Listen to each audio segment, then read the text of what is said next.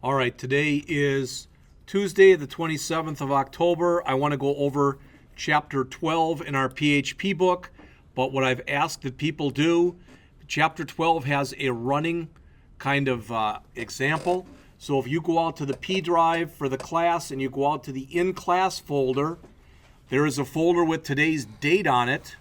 If you copy that folder to the htdocs folder of your virtual desktop and start XAMPP, you'll be ready as we go through all the stuff that's in there. Does that make sense? If it doesn't, what I'm saying is go out here to the P drive. There it is. Here's the folder with today's date on it. I'm going to right mouse click on it, choose copy. Then I'm going to go out to the C drive on my virtual desktop, go to XAMPP, find the htdocs folder and drop it in. There it is, 102715. Those are the files that they go through in the chapter. So if you look up on the screen here, so if I come through here and I say localhost 10272015, there's the files. So there's the connect. I can connect to MySQL. I can create a database. I can select the database. I can create a table. I can add an entry to the blog table. So my first blog entry isn't this spiffy. And I post it. All right. It says I've got an error in my syntax. I know what it is too. It's because, and that's good, because I put that apostrophe in there. If I say isn't that, how about this? My first blog entry isn't this spiffy. That one should work. And it does. So it added it. All right. So that's number 5. Number 6, I think that fixes that. So if I go back in my second blog entry, now I think if I say isn't that spiffy, I think it won't let break like it did before. Oh, it still does. I will have to fix that. No problem. View the entries. So there it is. There's my isn't that spiffy. I can edit it. Or I should be able to edit it. I should be able to delete it. Do I want to delete the entry? Isn't it spiffy? Yes. All right. Oh, I got to fix those names. I renamed everything, but I didn't rename it in my code. We'll get all of it working before the end of the period. All right. But at least I've a little bit been able to show you what's going on. So chapter 12, there's only 13 chapters in the book. So we're going over 12 today. All right. And we'll go over 13 next week, and that'll be the last lecture for in here. All right. And you say, well, what else are we going to do in here? I'll explain that later, not right now. Okay.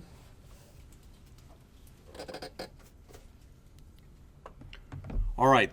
So again, we get an introduction to SQL. I'm not going to go over that because we did that in the last class.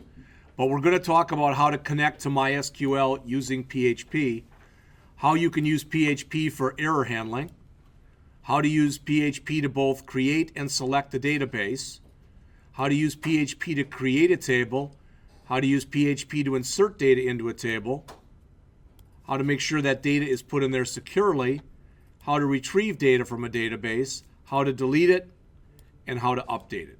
So we're going to go over all of that stuff today.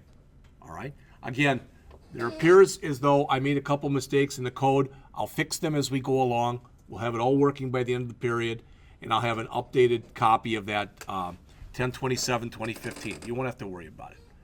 All right. Bottom line is PHP works very well with MySQL. Okay?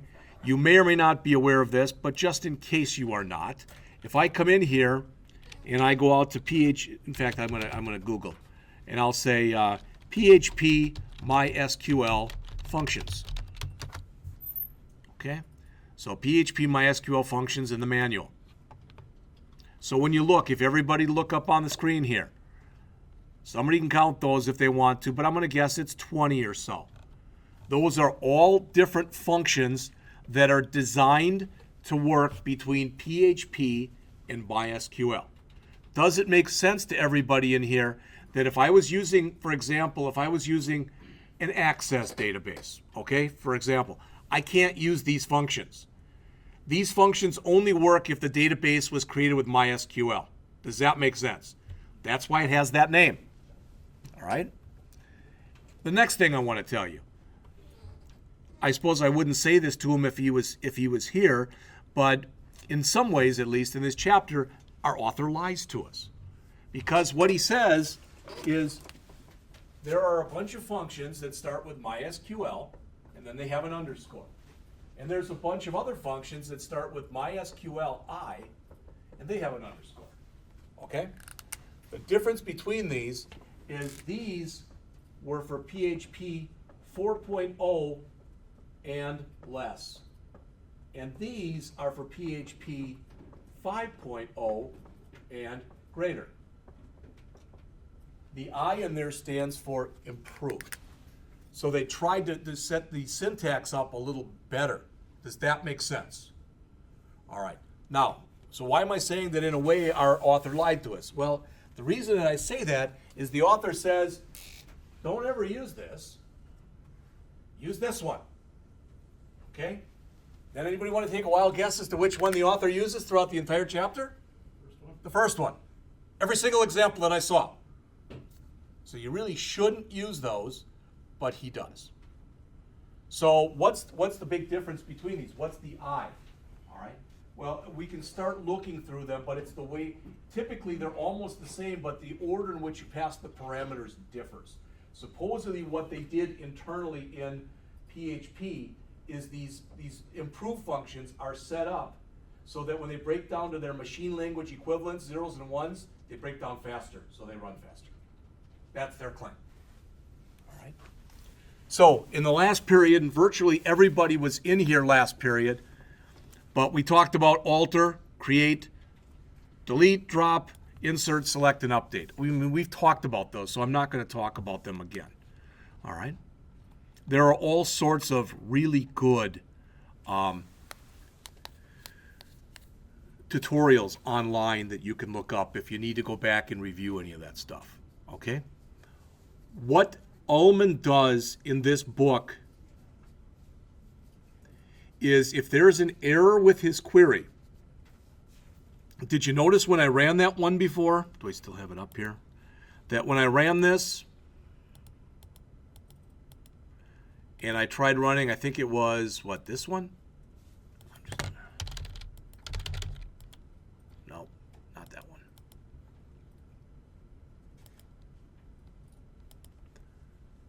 Of course.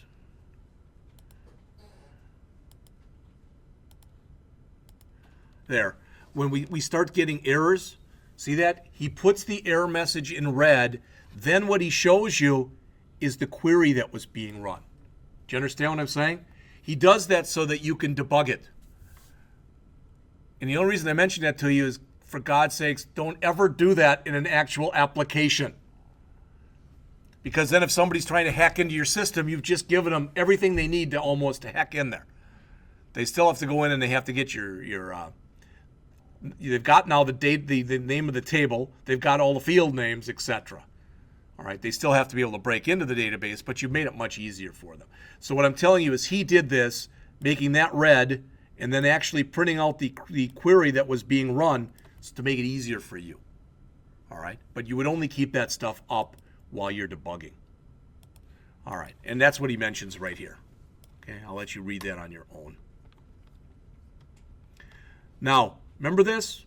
Anybody? Remember PHPMyAdmin? All right. If you had the class with, I think Denny uses PHP, or I'm sorry, MySQL Workbench. I think he uses that. I don't know if Jim used PHPMyAdmin. Workbench? Okay. They all basically work the same. The way it looks is a little bit different. But the bottom line is this. If I do want to come in here and use PHPMyAdmin, if I want to, and I don't know if I've shown you this or not, that's why I am right now. But if I have XAMPP up and running like this, all I have to do is up in my MySQL, just click the admin button. And that brings up PHP MyAdmin. You can see it right there. There it is. So why am I even showing you that? Because if you are an experienced user, okay, you're not typically going to use MySQL. Let me say that again. You're not typically going to write PHP to create a MySQL table for you.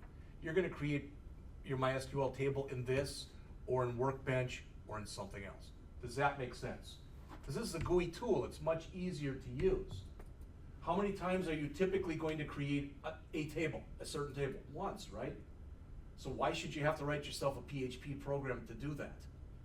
There's nothing wrong with doing it, but you typically would use one of these kind of tools. And he says that in there also.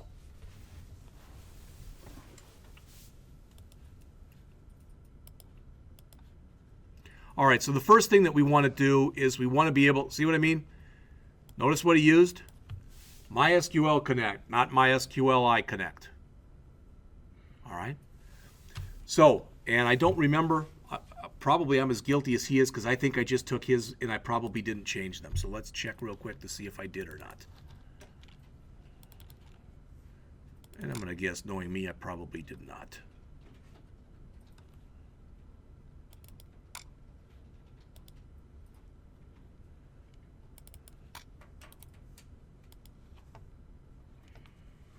I did. Hey, I did it right. I did these last summer, so I didn't remember whether I did it or not. So notice what I did. This is the name he had. He just called it script 12.1. That's what his name was. It really should have been called something like MySQL I Connect. I changed it from MySQL to MySQL I. So now this is good because what we can do is we can look at the differences between the MySQL I that I've got here and you just loaded and the ones that are in the book. All right? So again, this is the newer way of doing it. This is the recommended way of doing it. So I want to mention a few things about this. All we care about is this code right here. That should be plenty big. All right. So this is a variable that we're creating. What we're telling the system to do is we want to connect to MySQL. Our connection is localhost. Our login is root, and there's no password. Does all that make sense? Now, I did it the way he did it. And what I'm about to tell you, he does say this later on. You're never going to want to put that stuff into an actual PHP script because you're showing the login and the password. What you'd rather do instead of that is you'd rather save the login and the password into a file someplace else and then include that file. Does that make sense to everybody? Because that's a big security hole right there. But he did it, so I did it. I'm not saying that what he did is right or what I did is right, but I just followed his lead. All right. So what this says is if I'm allowed to make the connection, then what happens is DBC, and that just stands for database connection. There's nothing special about that name. All right. That says that this becomes what's called a resource variable. It's a handle, for lack of better words. All right? So it's going to hold that connection. If you try to print out $DBC, I don't know if it'll say true or false or if it'll give you a number, but it doesn't mean anything. Okay? This just says if I can connect, print out successfully connected to MySQL. If I can't, print out in red, could not connect to MySQL. Does all that make sense?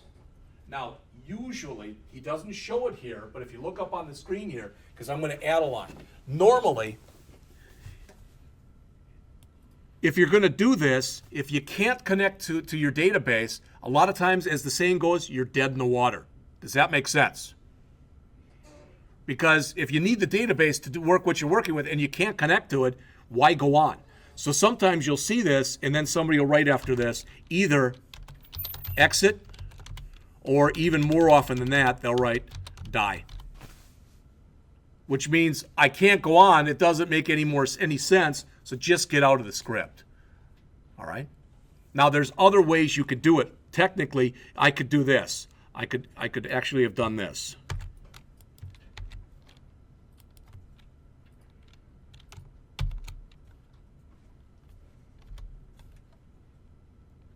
I'd have to do some monkeying around here with the backslashes and stuff. But I can, in the die, I could have put that right here. Could not connect to MySQL. I could have put it like right there if I wanted to. So now that I've done that, that would work, but I'm going to lose the pretty red coloring that I have. Okay? But all I'm trying to tell you is, usually if you're trying to connect to a database and you can't, it's not worth going on. That's all I'm trying to mention to you. Okay? Let me get back to the way he had it. So does it make sense to everybody when you look at this, what's going on in this script? All right? Quite often what you see in the same MySQL program is you will be constantly opening and closing a database connection. Can somebody think about this? All right, I'm not talking about your programs. I'm talking about let's say it's Amazon. Okay, let's say we're writing this for Amazon. Why would I constantly be opening and closing the database connection?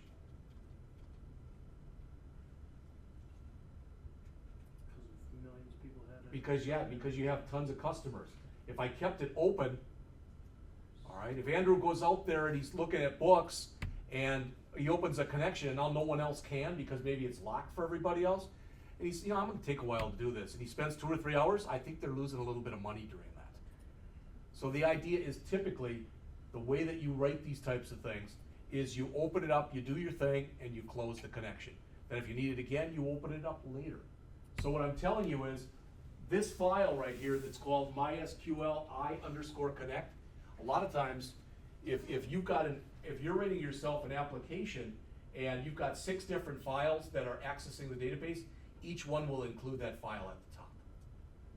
So you can open the connection as you need it. All right? And if I'm done now, so if all I wanted to do here was to see whether or not I could connect, if that's all I wanted to do, then I typically will come in here, and I'll come in and I'll write in MySQL I_close. And I think that one requires the database connection. I don't remember. All right. If you don't close the connection when you're done, when the application stops, it automatically closes the connection. But if it's an application that's open 24/7, and you know what, as well as I do, Amazon's an example, there are those. If you don't close that connection remains open. All right? So, going, gone type of thing. Anyone have any questions on that particular script? All right, again, if I run that particular script,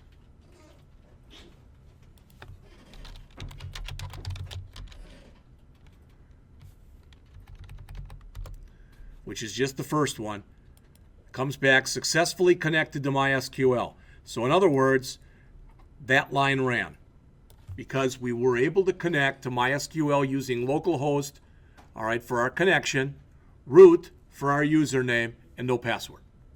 All right, so that's the first one.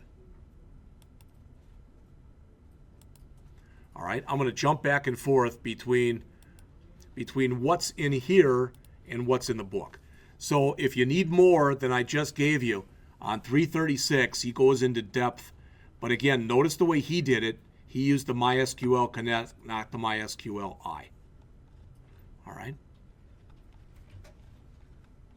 And again, same with his. It comes up successfully connected. There is nothing wrong with using the old version, the MySQL version, but it's not written in an optimal way. So if you're constantly opening and closing the database, it'll take more time to use the older functions than it will for the newer functions. If you get a message like this, maybe you've seen this before, where it says access denied. What does that mean? You meant to type in username there. You wrote user Nasby. So when you get a message like that, typically something that you put into the system was wrong. Instead of root that I showed you before, if I'd have typed in rot, I would have gotten an error like that. Because it's assuming that my login is root, and I typed in rot. All right, it's assuming no password, so it's assuming I'm going to either put in single quote, or double quote. But if I put in something within those single or double quotes, I get an error. So it's looking for a match between what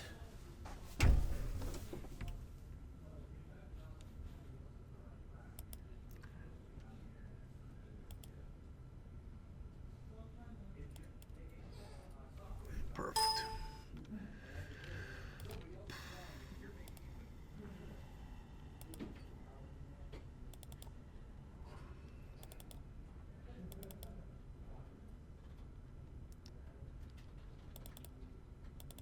It's looking for a match between what I put here and what's actually in the system. All right, so that's the first one. Now he talks a little bit in here about MySQL and MySQLi. All right. And he's trying to sell you on why you should use it. It says there, am I lying or not? MySQLi is better. This book uses it exclusively. Maybe I missed it, but I didn't see it in there. Now, in Chapter 13, he does a full-fledged application that has databases in it. Maybe in that one, he does use MySQLi, but he doesn't in this chapter. All right? All right. Error handling. So why would you get an error in that first one? I mentioned some of them. Okay? You couldn't connect to the database. You couldn't select the right database. You couldn't run a query. Any of these could be any kind of syntax error. You know, instead of select, you leave the first E out and you write select instead of select. Don't think you'll never do it. Everybody does. Remember, if you do this, if you write a query and it comes back and it says 0 records returned, there was nothing wrong with your query. Your query was right syntactically, but there were no records that met the criteria of what you put in.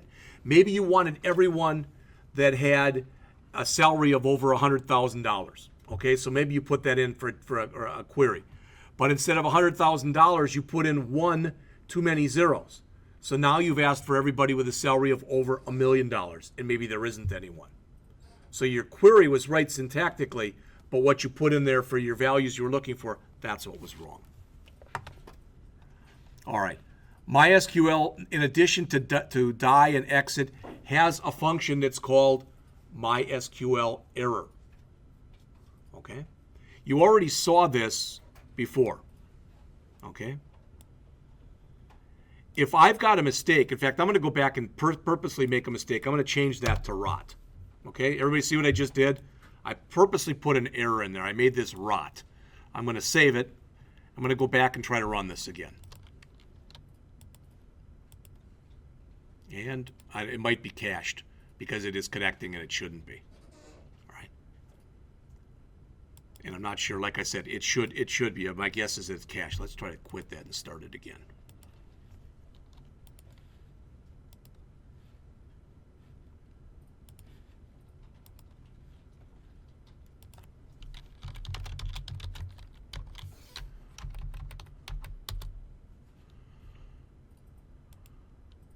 Well, it's not supposed to be successfully connecting, but it is.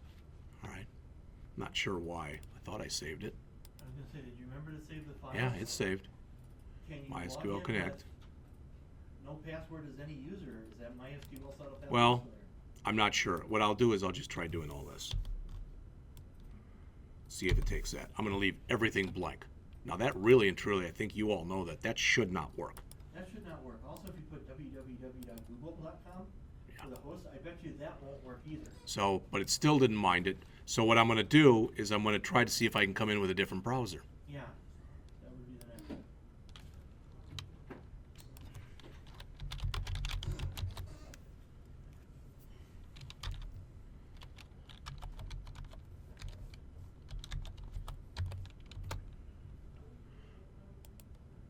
Still is letting me connect. It's probably It must be like the best script ever written. no. Go back Right. to it. Yeah. Echo the MySQLi Connect and see what it's, or print or see what it's dumping out, where it's coming out as true.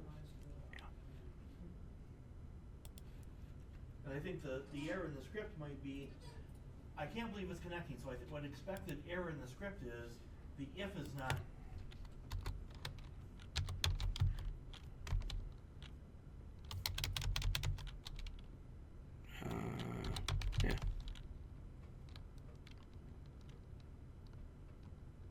You know what? I'm going to leave it.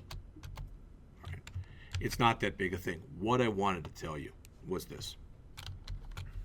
When you're printing this stuff out and you get an error, I already showed you can use exit, you can use die. Okay? You could also use MySQL error, which is supposed to print out exactly what MySQL says. All right? The exact error message that MySQL gives you. All right. That's the first thing. But sometimes you don't want that to print out. In other words, sometimes when there is an error, the only thing I want to print out is my error message. Everybody hear that? Does that make sense? All right. If I go and run any MySQL command, it doesn't matter what it is. So let's say that I write this. Let's say that I want to include a file. And I type in at the beginning of my program, include, and I put inside of single quotes, my file, .php. Okay? That should include that if I put that in at the top of my program. Everybody agree with that? Okay? If I go and accidentally write this, I should get an error message. Does everybody agree with that? But I might want it set up so that if I get an error message, I don't want the error message from PHP to print. I want to write my own.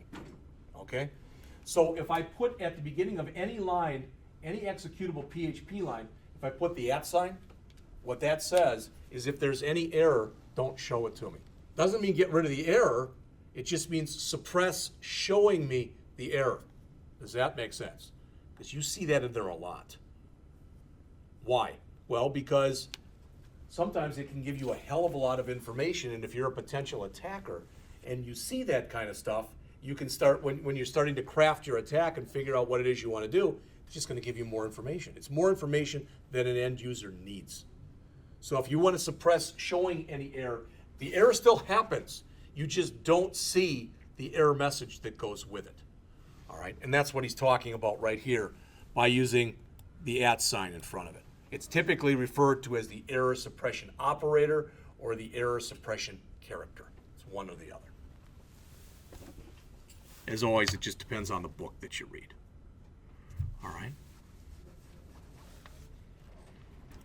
So this is what he does here. If you take a look, this is on page 341 in your book. This is the same thing we had before, but now what he's saying is if there's an error, don't show it to me. Okay? And when it says that, you go, wait a minute, it's going to show you the error here. Yeah, but what this is saying is don't show me PHP's error.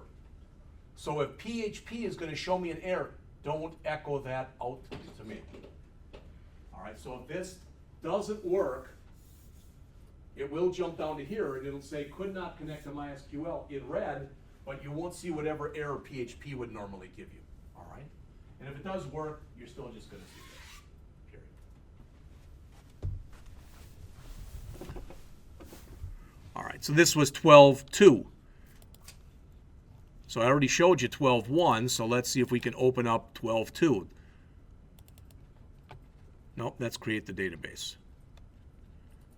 Let's see. We'll get to that one in just a minute. All right. So what you're going to get is just going to be that message there. Could not connect. All right. If I'm going to be working with a database management system, I want to be able to create databases, select databases, then create tables, add data to tables, modify data in tables, remove data from tables, etc. Isn't that pretty much it? That's pretty much what we do with a relational database management system. So before I can use a database, before I can use one, all right, I've got to make it active. So I have to create it, of course, and then I make it active. Now, when you said how Jim showed you MySQL Workbench, is that how you did everything, or did you do anything from the command line? Okay, all right. So the reason I'm telling you that is if I come here, and from what I showed you before, if I click this thing that says shell right there, if I click that and I type in here MySQL -u root, now I'm in there, I'm on the command line interface. So if I want to see my databases, show databases. And there they are. All right, I'm going to remove the my blog database. All right, so drop database my blog. Oops, my underscore blog, sorry. Blog. All right? Not there anymore. That makes sense. Okay? So anything that you do from there, you can also do through here. I sometimes show people this, and then we go into PHP MyAdmin when I teach the class. I don't have a friggin' clue what Denny's going to do. I don't. But my guess is whatever's in the book, that's what he's going to do. Okay? And I give him credit for that because he doesn't want to confuse the students. So if it has PHP MyAdmin in the book, that's probably what he'll use. If it has MySQL Workbench in the book, that's what he'll use. When you guys took the class, did you use the Muroc book? All right, because there's a new version of the Muroc book. It's the second or a new edition. That's what he's using. All right? Okay. So that's how you create a database. Create database followed by the name of the database. So in other words, if I go back into here where I just showed you this, and would you all agree if you take a look at this, if I say here, show databases?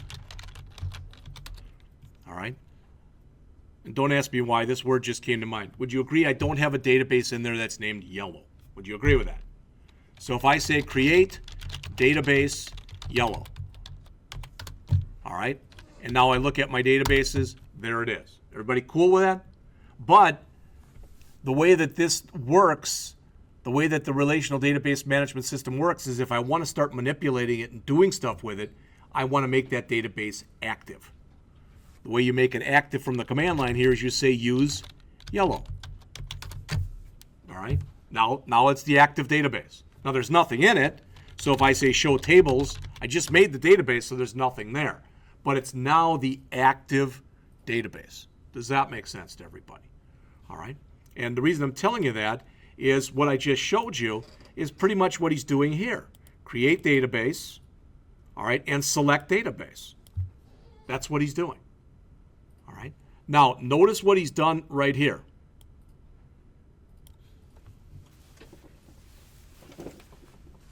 He's running a MySQL query. The query that he's running is create database sumdb. And he's using his connection in order to be able to do it, the connection that he previously set up. All right? So if that works, if you say if, this, you can give me some kind of a message. Otherwise, give me some other kind of message. And once they're creating it, then they're using it, choosing it, making it active. All right? So I went back and rewrote that one so it looks like this. Query equals this. Why did I do that? I put it in its own variable.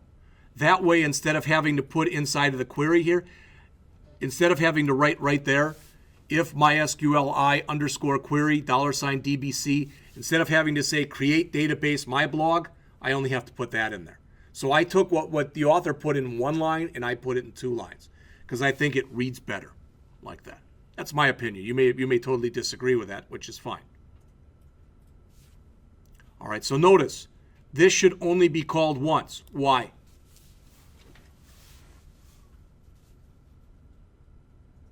How many times do you want to create the database? Once. All right, so notice if, and this one should work at least, if I come in here and run this,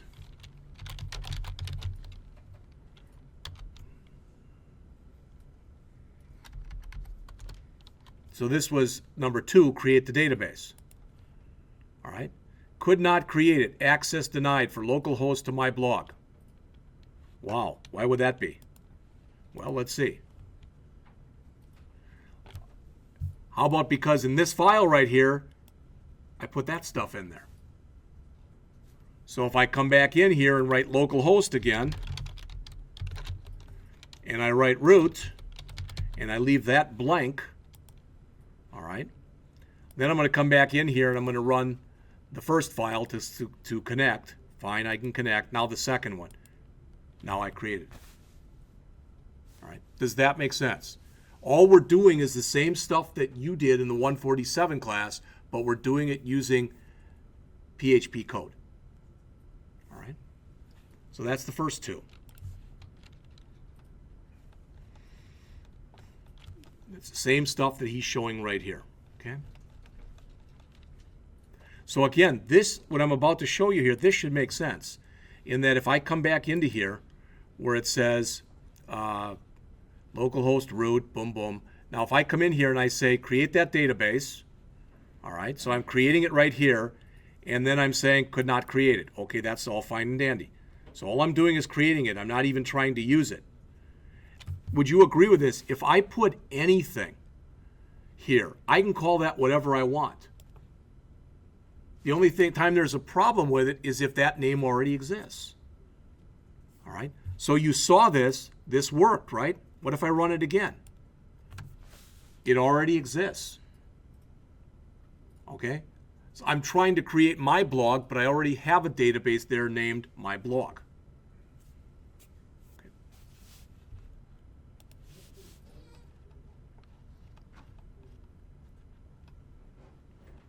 And he mentions that if for some reason you get an error like this, could not select it because it's unknown or whatever, that means probably you don't have the authority to do it. All right. You know, the chances are pretty good if I got into our banner system and tried to do things I shouldn't, sooner or later I'd get flagged and I wouldn't be able to do something I tried to do. Like maybe add another zero onto the end of my paycheck, and I don't mean after the decimal point. All right. I mean one more before it. Right. Somehow somebody'd find that out. All right. So now I've gone in. I've checked my connection to MySQL. It worked fine. Okay. I created a database. That worked fine. I made the database active. That worked fine. So now I want to come in and create a table. It's all stuff we talked about last class. Notice it's a simple table. It only has 4 fields. An entry ID, a title, an entry, and a date entered. Again, this is a simple blog. All right. So I want to create a table that puts all that stuff in there. All right, and the author shows it, but let's take a look at the one that I did, because again, I did them with the MySQL I instead of the MySQL ones. So we looked at number 1 and we looked at number 2. Hopefully the next one is number 3. Oh, that's the select. I broke that up into 2, so that's fine. All right, so let's go ahead and look at number 4, create table.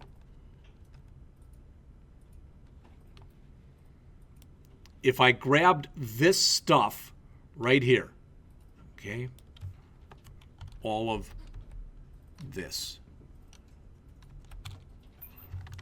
copy.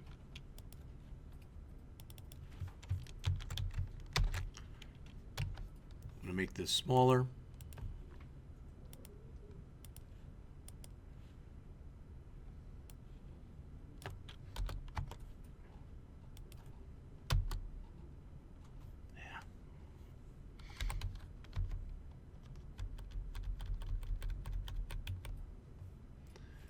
Okay, this has got a lot of junk in it.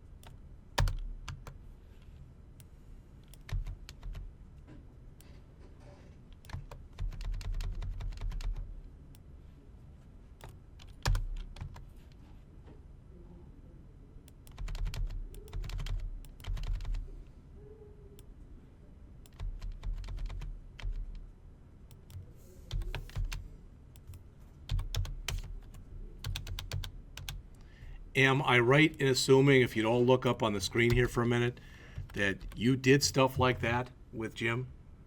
All right. So I could go in right now. I could grab all this stuff that you see right here. I'm going to copy it to the clipboard. I'm going to go into here. I've got my yellow. All right. I don't have any tables in there. You just looked. You know, show tables. There's nothing. Okay. So now I'm going to go and copy in all that stuff I just put there, and I'm going to hit enter. So now what do I have when I type in show tables? A table called entries. What happens if I want to describe entries. Does all that make sense? But I manually keyed that stuff in. What we're doing in here is the same exact thing, but instead of manually keying it in, where are we? Instead of manually keying that stuff in, we're putting it into a query. And then we're telling the system to execute that query. So if I go back and I run this, okay, if I run this, well, what am I doing? First, I'm coming in here and I'm connecting to MySQL. Then I'm coming into here and I'm selecting the MyBlog database. Then I'm telling it to create this table. And if I can, it should come back and say, the table has been created. If I can't, it should come back and say, it could not create it, and it'll tell me why. All right, let's see. I don't know if this will work or not. I'm going to purposely put a mistake in here. If you watch here for a second, I'm going to spell text wrong. I'm going to, instead of T-E-X-T, I'm going to just type in T-E-X. I think you'd all agree that's an error. All right, and I'm going to try to run this. So I want to see what happens. So that's the create table. Could not create it. It gives me an error message. This right here, that's the MySQL error that's in there. Okay, that's what MySQL is reporting back to me. And if I look at it close enough, maybe I'd see that. Okay, so what he's doing is he's printing out the error and he's printing out the query that was being run so you can see both of them. So if I come back in here now, say, oh, I spelled that wrong, that's got to be text. So I do that, save it, then go back and try to run it again. Now it created it. Does all that make sense? I'm just walking you through the steps that he uses here. So we've now successfully connected to the database. Where it says here successfully connected, that really should just say that I was able to select the database. All right. And then I created a table. So I've done that stuff so far. And that's what he's talked about in here so far in the chapter.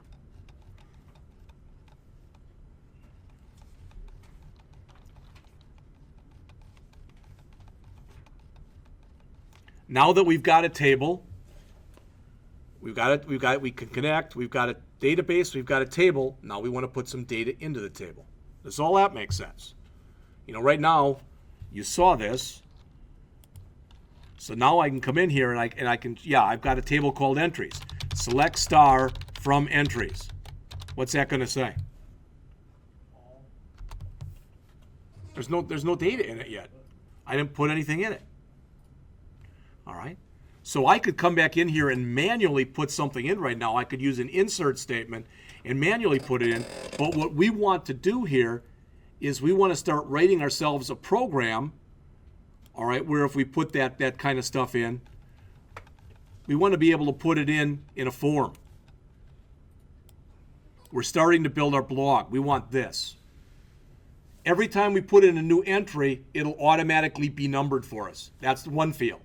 Every time we put in an entry, it'll automatically be given the current date and time. That's two of the four fields. These are the other two, the title and the entry text.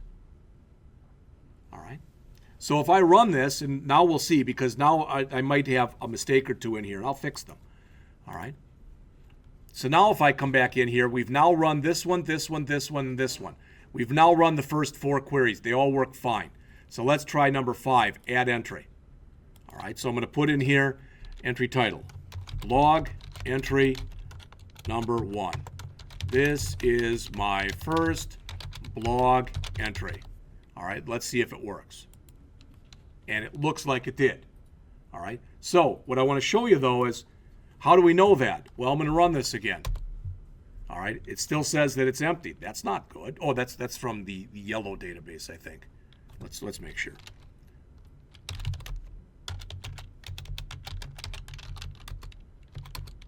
So I want to use my blog. Right. Oops, that's not going to work. Select star from, what is that, entries? Show tables. Select star from entries. That's the stuff I just put in. Does that make sense? Notice it automatically put a 1 in there. I put in blog entry number 1. This is my first blog entry. It automatically put in the date and the time. So if I put another one in here right now, and I make this blog entry number 2, and I say second blog entry, and I click post, that worked. And now notice if I go and do a select again, now I have 2 records in there. So what we're doing is we're writing an HTML front end and we're using PHP in the back end to actually populate our database. Does that make sense? All right. So that appears to work. Again, if you don't understand or if you think I'm going too fast or whatever, read the chapter. Seriously. He does a better job than I do, and he takes a lot more pages to do it. All right, so now we've been able to go in there and we've been able to add an entry. Now, please look up on the screen here. Because I'm gonna try this again. This time, I'm gonna run this again, but I'm gonna see if I can introduce an error. I'm gonna try to introduce an error. So I'm gonna say here, blog entry number 3. I may or may not get an error here, but I'm gonna say, isn't it warm outside today? All right, I don't know if it's gonna give me an error or not. And it did. Why did it give me an error? It gave me an error because of, no, it made me that error, it gave me the error because of this. Remember, when you were working with a string, and when PHP and MySQL, when it sees that, it thinks you're done with your string. And you're not. Now, how could I fix that? Well, I'll show you the bad way of fixing it, but it would work.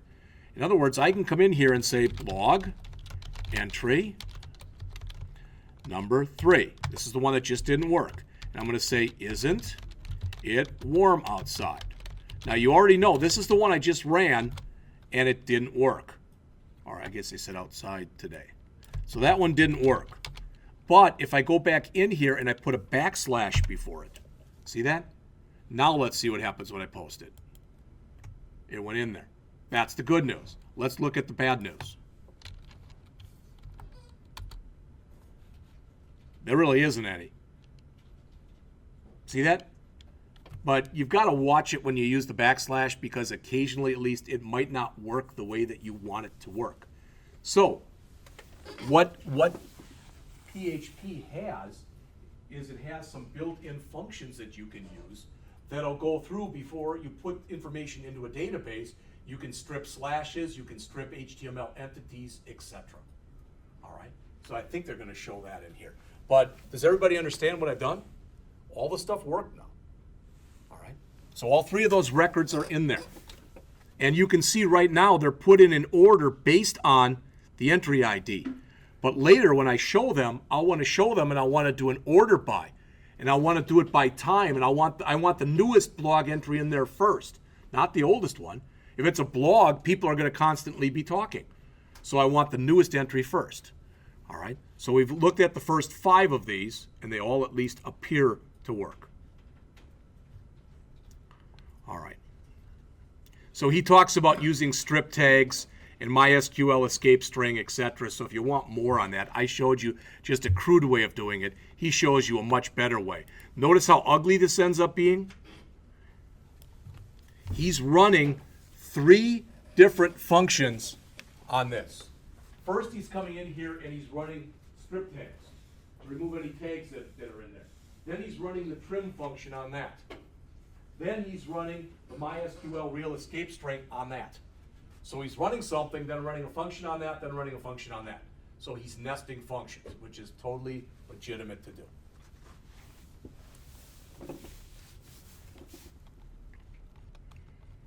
All right.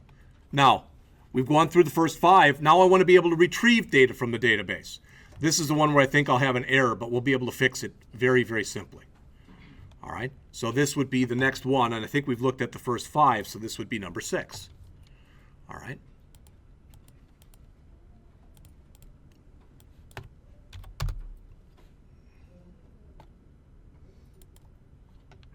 And as of right now, that looks okay. And notice that we did, when we printed them out in descending order. See that? Now, you wouldn't have to call these blog entry 3, blog entry 2, etc. You call them whatever you want to call them. But the idea, the important thing is, what we want to make sure is the first one that appears on there is the latest one. And the oldest one should be down at the bottom. That's the most important part. All right, now let's see if there's an error. If I want to edit this, if I click edit, I get an error. Why? Because it's looking for 08 update entry.php. Do I have a 08 entry.php? That's the first thing to look for. No. I have an update entry, but I forgot to put the 08 in there. And I'd love to say to you, yeah, I did that on purpose just to see if you were all paying attention, but that would be a lie. So I just went back and changed it to that. You saw exactly what I changed right there. So I'm going to go back here again, and I'm just going to refresh the page. Now I'm going to say edit. Now it found a bunch of other stuff it doesn't like. All right. Undefined variable, DBC in line 27. Well, what does that mean? Well, let's look on line 27. All right, and I don't have the file up.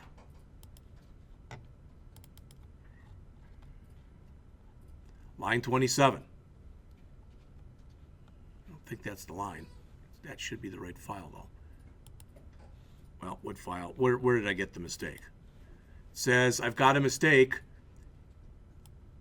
Line 16, there is no such file or directory. Okay, then let's look at that to begin with. And that's in the update function. So that's number 8. So I'm going to open that.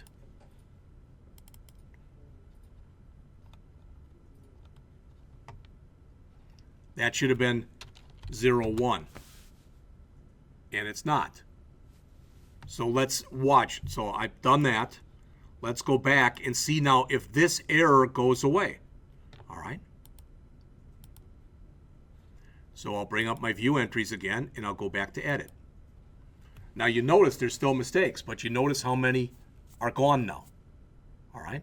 So it says MySQL query and MySQL these, I didn't use the I version, so I've got a mistake in there. So I'll have to fix that. That's okay. And close.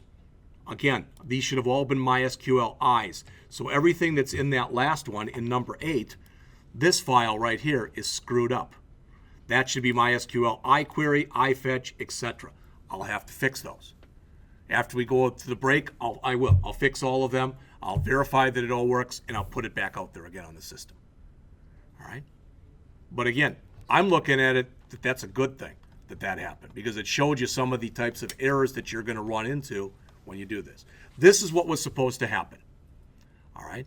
It comes up and it says, you click the edit button and it brings up your post, and you can change the heading or you can change the text. All right? You click the button and it'll write it back to the database again. Delete will do just exactly what you think it would do. It'll delete that post. All right? The key to working with this, though, even though this didn't work, all right, even though this didn't work, there's some good stuff you can see on here. See this? Where it says question mark ID equal 3, you have to have that in there, because if you don't, the system doesn't know which of these posts are you talking about. And the way that it tells which post is which, if I back up here, that's the post with ID 3, with ID 2, and with ID 1. So I have to make sure, and you'll notice if I just take my mouse and I put it over edit, and you look down on the bottom of the screen, it says ID equal 3. All right, it has to have a way of knowing which one you're talking about. If I highlight delete, that says ID equal 3. All right, and you'll notice that one does work, I believe. If I click delete, it says, are you sure you want to do that? And all I did was I repeated everything. All right. I mean, if you click delete this entry, it doesn't come up and say, are you really, really sure? It just removes it, right? So, boom. All right. And it says, again, that should have been 07, and it's not. But the point is, now if you look and I refresh, come on, I guess it didn't remove it. All right. So even though the code and stuff was correct, because what I had to do in that delete function, which I think is number 7, somewhere in there, I'm referring to a file by the wrong name. Also, I'll fix that stuff. But what I wanted you to understand, I'm not doing a great job of it, but what I wanted you to understand, this is a full-fledged log system that allows you to create entries, modify entries, and delete entries. All right, and that's what he's building here. Unfortunately, when I copied stuff over, I guess I finished part of it, but not all of it. That's on me, so I apologize for that. So again, what should have happened was when you click the delete the entry, it should have come back and said, delete the entry. The blog entry has been deleted. I'll have to fix that, and I'll do that right after the break.